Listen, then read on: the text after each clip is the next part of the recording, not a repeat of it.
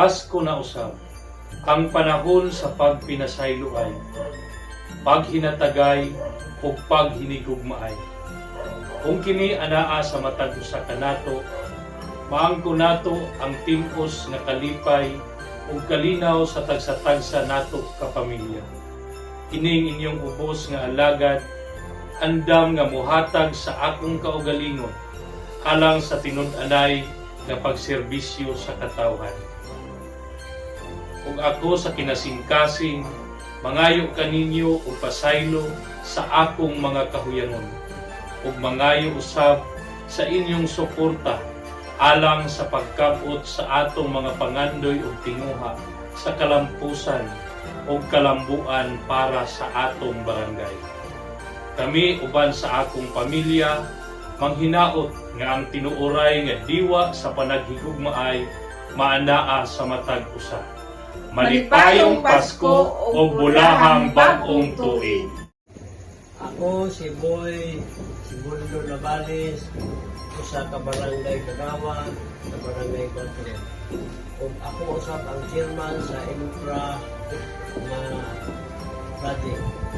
Ako nang ningkamot na maimplementan ang maong proyekto alang sa sunod na henerasyon. Ug ako magaingon kaninyo Merry Christmas and advance Happy New Year! Kaninyo kanan. coming from Navales family. I hope this holiday season is full of love, peace, and joy. Merry Christmas and advance Happy New Year. Greetings from Apat Family. Kini si Kagawad Ismailito V. Espina, inubanan sa akong tibuok pamilya, naghinaawat nga punon sa Ginoo ang inyong Pasko o ang inyong kasing-kasing sa kalipay o gugma. Malipayong Pasko, magbabagong bagong tuig na natong tanan. From Kagawad Espina and family. Mayong Pasko kanatong tanan. Kini inyong Kagawad Raymond na nangalagad sa pagpatunay sa nagkadaiyang sektor ining barangay sama sa Women's, Solo, PWD, Senior Citizens, Driver, Youth and Children, Fraternity, ug pagpahanay sa edukasyon sa kabataan ug out of school youth o pag-alalay sa pagreforma sa mga kabataan o kabatanunan nga nahisalaag sa ilang tagsa-tagsa kapamilya.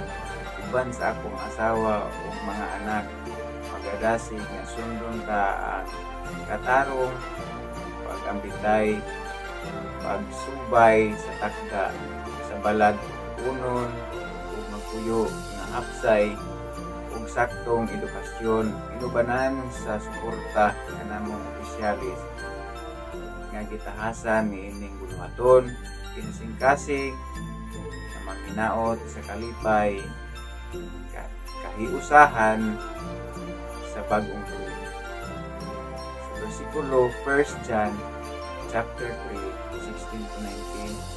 16-19, minahal nga mga anak, dili kita maghigugma pinaagi sa pulong o sinultihan lamang, kundili pinaagi sa buhat sa kamatuoran.